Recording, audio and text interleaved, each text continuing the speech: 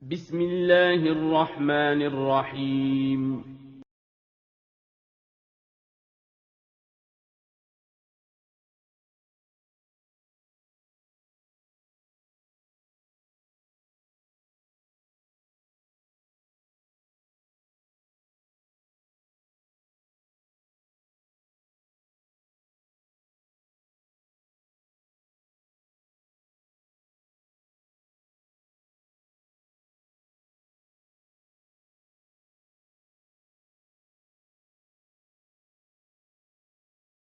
Bismillahirrahmanirrahim.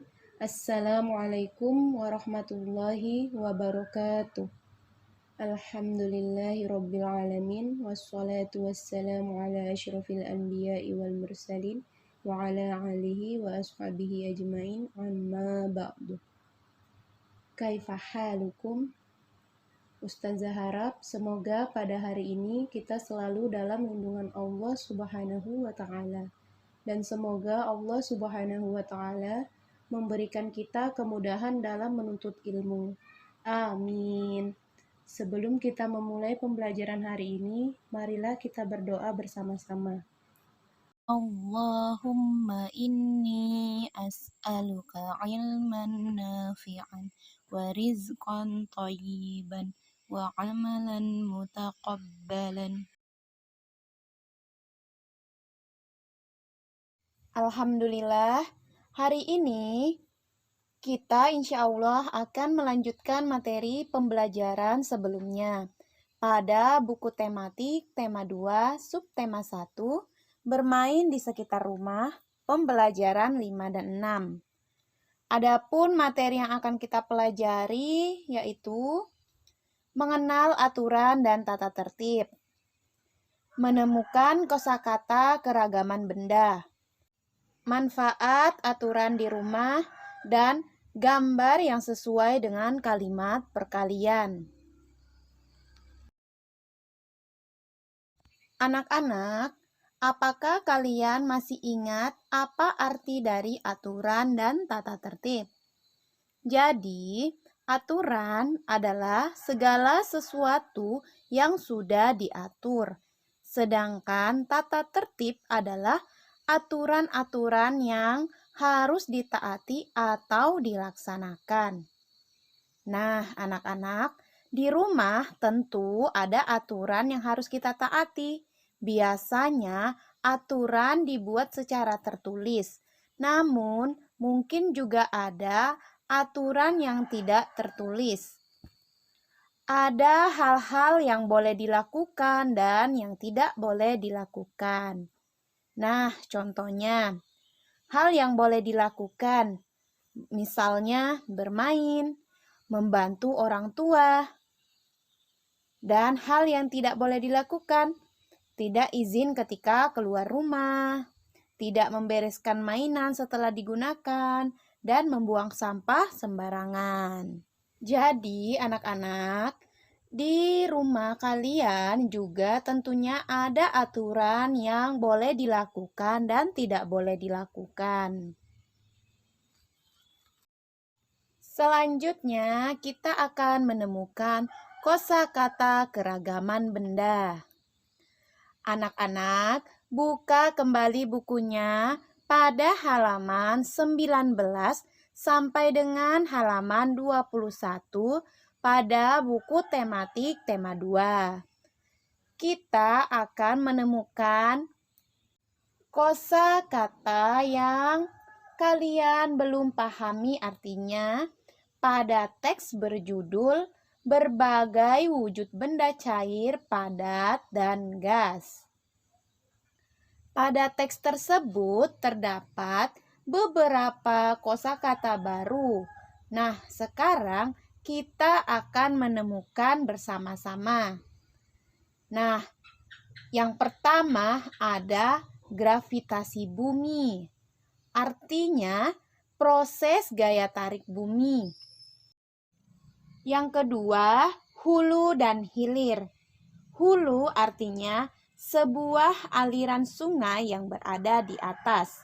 Sedangkan hilir artinya sebuah aliran sungai yang berada di bawah. Yang ketiga, kapilaritas. Artinya, peristiwa naik atau turunnya zat cair melalui celah-celah sempit. Contohnya pada kompor minyak. Zat cair atau minyak naik melalui sumbu kompor. Dan yang keempat, memuai. Memuai artinya perubahan suatu benda.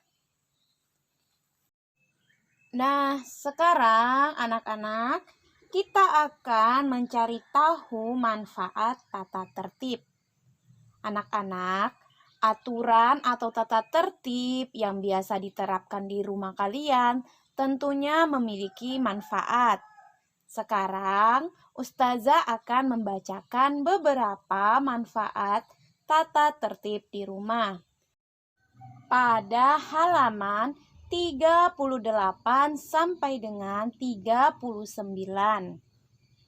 Pada buku tematik tema 2. Yang pertama, hidup tertib dapat membantu individu untuk membangun kedisiplinan dalam diri yang akan sangat berguna dalam kehidupan sehari-hari. Yang kedua, orang yang hidupnya tertib akan menjalankan tugas-tugasnya secara teratur dan rapi sehingga meningkatkan rasa tanggung jawab pribadi. Yang ketiga, manfaat selanjutnya dari hidup tertib yaitu menciptakan keteraturan dalam hidup. Keteraturan dalam hidup ini nantinya dapat membantu menciptakan harmonisasi dalam hidup agar segala sesuatu dapat berjalan dengan lancar.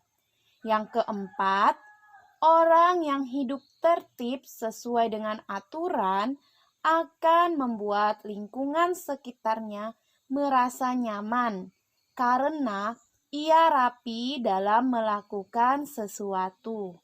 Yang kelima, salah satu manfaat lain dari hidup tertib adalah membuat hati menjadi lebih tenang, dikarenakan ia melakukan segala sesuatu dengan tertib. Yang keenam, orang yang sudah terbiasa hidup tertib di rumah tentu akan mempraktikkannya dalam kehidupan bermasyarakat. Yang ketujuh, orang yang terbiasa dengan hidup tertib tidak perlu bergantung dengan orang lain, dikarenakan ia terbiasa melakukan segala sesuatu dengan tertib secara mandiri. Dan yang kedelapan, siapa bilang hidup tertib tidak berpengaruh terhadap kejujuran? Hidup tertib tentu saja dapat membantu melatih kejujuran pada diri kita. Sekarang kita akan belajar menyesuaikan gambar dengan kalimat perkalian.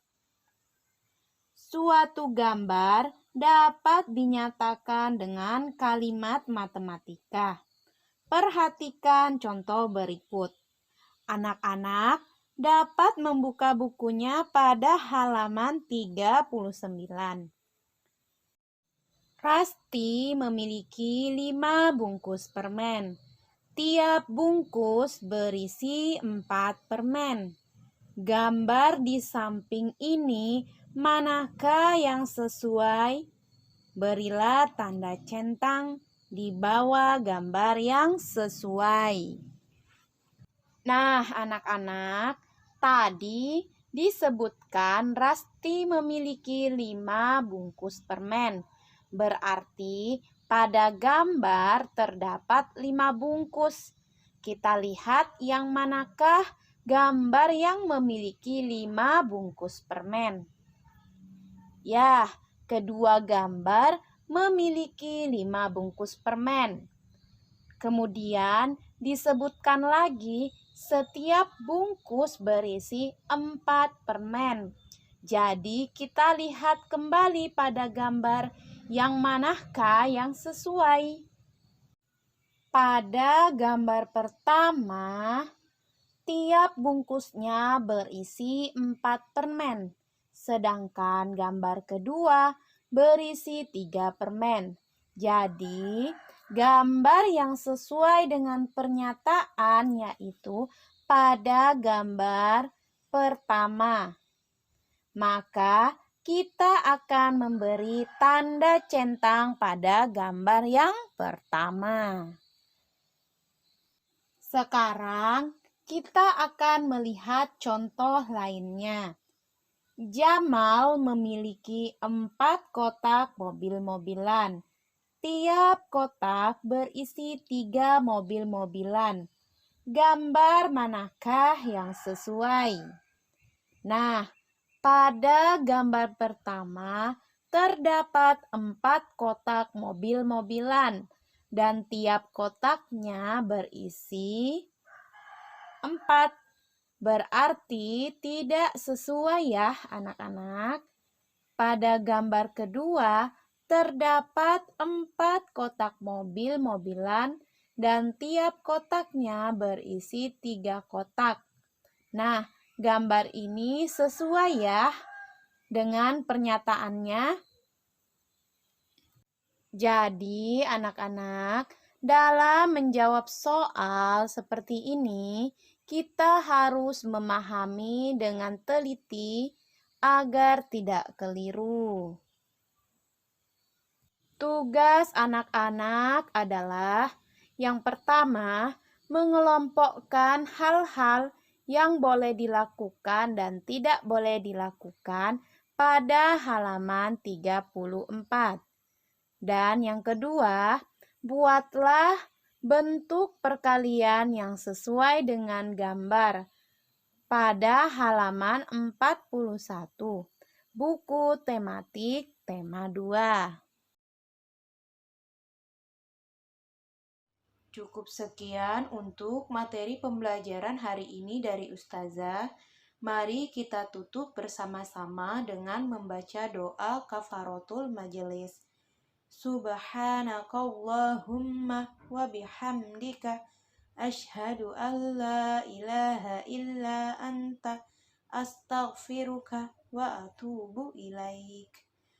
Wassalamualaikum warahmatullahi wabarakatuh.